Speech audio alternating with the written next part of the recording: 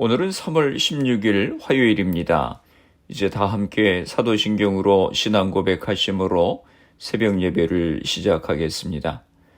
전능하사 천지를 만드신 하나님 아버지를 내가 믿사오며 그 외아들 우리 주 예수 그리스도를 믿사오니 이는 성령으로 잉태하사 동정녀 마리아에게 나시고 본디오 빌라도에게 고난을 받으사 십자가에 못 박혀 죽으시고 장사한 지 사흘 만에 죽은 자 가운데서 다시 살아나시며 하늘에 오르사 전능하신 하나님 우편에 앉아 계시다가 저리로서 산자와 죽은 자를 심판하러 오시리라. 성령을 믿사오며 거룩한 공예와 성도가 서로 교통하는 것과 죄를 사하여 주시는 것과 몸이 다시 사는 것과 영원히 사는 것을 믿사옵나이다. 아멘. 오늘 우리에게 주시는 하나님의 말씀은 마태복음 23장 25절에서 39절까지 말씀입니다. 화 있을진저 외식하는 서기관들과 바리새인들이여 잔과 대접의 겉은 깨끗이 하되 그 안에는 탐욕과 방탕으로 가득하게 하는도다. 눈먼 바리새인이여 너는 먼저 안을 깨끗이 하라. 그리하면 겉도 깨끗하리라. 화 있을진저 외식하는 서기관들과 바리새인들이여 회칠한 무덤 같으니 겉으로는 아름답게 보이나 그 안에는 죽은 사람의 뼈와 모든 더러운 것이 가득하도다. 이와 같이 너희도 겉으로는 사람에게 옳게 보이되 안으로는 외식과 불법이 가득하도다. 화 있을진저 외식하는 서기관들과 바리새인들이여 너희는 선지자들의 무덤을 만들고 의인들의 비석을 꾸미며 이르되 만일 우리가 조상 때에 있었더라면 우리는 그들이 선지자의 피를 흘리는데 참여하지 아니하였으리라 하니 그러면 너희가 선지자를 죽인 자의 자손임을 스스로 증명함이로다. 너희가 너희 조상의 분량을 채우라. 뱀들아 독사의 새끼들아 너희가 어떻게 지옥의 판결을 피하겠느냐. 그러므로 내가 너희에게 선지자들과 지혜 있는 자들과 서기관들을 보내매 너희가 그 중에서 더러는 죽이거나 십자가에 못 박고 그 중에서 더러는 너희 회당에서 채찍질하고 이 동네에서 저 동네로 따라다니며 박해하리라. 그러므로 의인 아벨의 피로부터 성전과 제단 사이에서 너희가 죽인 바가랴의 아들 사가랴의 피까지 땅 위에서 흘린 의로운 피가 다 너희에게 돌아가리라. 내가 진실로 너희에게 이르노니 이것이 다 이 세대에 돌아가리라. 예루살렘아 예루살렘아 선지자들을 죽이고 내게 파송된 자들을 돌로 치는 자여 암탉이 그 새끼를 날개 아래 모음같이 내가 내 자녀를 모으려 한 일이 몇 번이더냐. 그러나 너희가 원하지 아니하였도다. 보라 너희 집이 황폐하여 버려진 바 되리라. 내가 너희에게 이르노니 이제부터 너희는 찬송하리로다. 주의 이름으로 오시는 이여 할 때까지 나를 보지 못하리라 하시니라. 아멘. 할렐루야. 오늘도 주님의 말씀으로 하루를 시작하시는 성도님들을 주님의 이름으로 축복합니다. 마태복음 23장 13절에서 36절까지 말씀에는 서기관들과 바리새인들에 대한 책망의 말씀이 나옵니다. 7가지 책망이 나오는데 오늘 본문 25절에서 36절까지는 5번째 책망부터 7번째 책망이 기록되어 있습니다. 그리고 37절에서 39절은 예루살렘의 운명에 대해서 말씀하고 있습니다. 25절과 26절입니다. 화 있을진저 외식하는 서기관들과 바리새인들이여 잔과 대접의 겉은 깨끗이 하되 그 안에는 탐욕과 방탕으로 가득하게 하는도다. 눈먼 바리새인이여 너는 먼저 안을 깨끗이 하라. 그리하면 겉도 깨끗하리라. 서기관들과 바리새인들에 대한 5번째 책망의 말씀입니다. 속이 더러운 자들에 대한 책망입니다. 이것은 종교적인 율법에는 예민하면서 윤리적으로는 엉망으로 사는 것을 비판한 말씀입니다. 서기관과 바리새인들은 자신들을 부정하지 않게 하기 위해서 세심한 주의를 기울였습니다. 하지만 그들은 윤리적인 선행에 인색했습니다. 서기관과 바리새인들은 종교적으로 정결함을 유지할 수 있었는지는 몰라도 경제적인 부정과 성적인 방탕에 빠져 있었습니다. 그러면서 그들은 스스로 정결하다고 생각하고 자부하였습니다. 그런 그들을 향해서 예수님은 안을 깨끗이 하라라고 말씀하셨습니다. 내면을 정결하게 하라고 하는 뜻입니다. 깨끗한 내면에서 좋은 행실들이 나오게 된다고 하는 것입니다. 좋은 나무가 먼저 되어야 좋은 열매를 맺기 때문입니다. 27절에서 28절입니다. 화 있을진저 의식하는 서기관들과 바리새인들이여 휘칠한 무덤 같으니 겉으로는 아름답게 보이나 그 안에는 죽은 사람의 뼈와 모든 더러운 것이 가득하도다. 이와 같이 너희도 겉으로는 사람에게 옳게 보이되 안으로는 외식과 불법이 가득하도다. 27절에서 28절의 말씀은 서기관과 바리새인들에 대한 6번째 책망입니다. 6번째 책망은 5번째 책망과 비유는 달라도 주제는 동일합니다. 율법의 규정에 의하면 시체와 접촉하는 것을 그 사람을 부정하게 만든다고 생각을 했습니다. 따라서 시체와 무덤은 피해야 될 주요 대상이었습니다. 부정 타는 것을 가장 두려워했던 유대인들은 그래서 무덤을 하얗게 칠했습니다. 유대인들은 평토장을 했기 때문에 그렇게 하지 않는 한 그것이 무덤인지를 식별할 수가 없었습니다. 예수님은 이 회칠한 무덤을 서기관과 바리새인들의 위선에 비유하고 있습니다. 겉으로는 깨끗해 보여도 그 속에는 온갖 더러운 것이 가득하다고 하는 뜻입니다. 5번째 책망과 유사합니다. 29절에서 36절은 7번째 책망입니다. 7번째 책망은 조상들의 죄를 반복하는 자들, 서기관과 바리새인들에 대한 책망입니다. 29절입니다. 화 있을진저 외식하는 서기관들과 바리새인들이여 너희는 선지자들의 무덤을 만들고 의인들의 비석을 꾸미며 이르되. 예수님 당시 유대인들은 여러 조상들의 무덤을 꾸미고 숭배하는 관습을 가지고 있었습니다. 30절입니다. 만일 우리가 조상 때에 있었더라면 우리는 그들이 선지자의 피를 흘리는데 참여하지 아니하였으리라 하니. 서기관과 바리새인들은 자신들이 어리석은 조상들과는 다르다고 생각을 했습니다. 하지만 그들도 역시 마찬가지 일을 저지르고 있었습니다. 그들은 이미 예수님을 거부하였습니다. 선지자와 의인들을 받아들이는 사람들이라면 당연히 예수님을 받아들였어야 했습니다. 그러나 그들은 예수님을 배척함으로써 그들이 정죄하였던 바로 그 조상들의 잘못을 반복하고 있었습니다.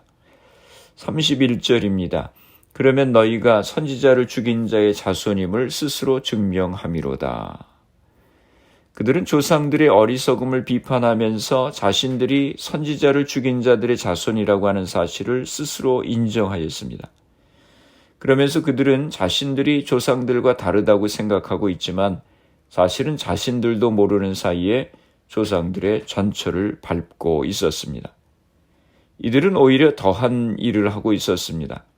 그들의 조상들은 하나님의 종들, 선지자들을 박해하고 죽이는 일을 했을 뿐인데 그들은 하나님의 아들을 박해하고 죽일 찰나에 있었습니다. 그러면서 자기들은 조상들의 잘못과 무관하다고 위로하고 있었습니다. 32절입니다.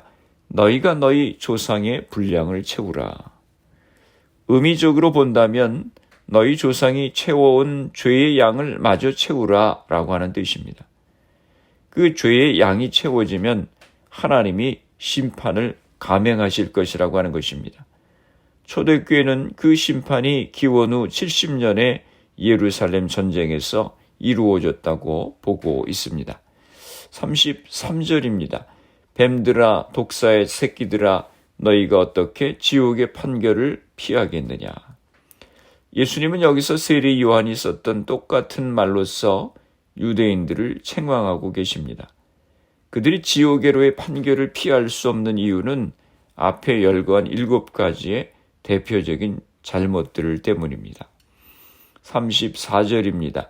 그러므로 내가 너희에게 선지자들과 지혜 있는 자들과 서기관들을 보내매 너희가 그 중에서 더러는 죽이거나 십자가에 못 박고 그 중에서 더러는 너희 회당에서 채찍질하고 이 동네에서 저 동네로 따라다니며 박해하리라. 예수님은 서기관들과 바리새인들이 예수님께서 보내실 제자들을 어떻게 대적할 것인지를 매우 구체적으로 예견하십니다. 더러는 죽이고 십자가에 못 박고 더러는 회당에서 채찍질하고 이 동네에서 저 동네로 따라다니며 박해할 것이라고 했습니다. 사도행전에도 보면 사도 바울이 2차 전도 여행 때 루스드라에서 복음을 전할 때 피시디아, 안디옥과 이고니온에서부터 유대인들이 쫓아와서 바울을 박해했습니다. 또 베레아에서도 복음을 전하고 있을 때 데살로니가로부터 쫓아와서 유대인들이 사도 바울을 박해했습니다. 35절입니다. 그러므로 의인 아벨의 피로부터 성전과 제단 사이에서 너희가 죽인 바가랴의 아들 사가랴의 피까지 땅 위에서 흘린 의로운 피가 다 너희에게 돌아가리라.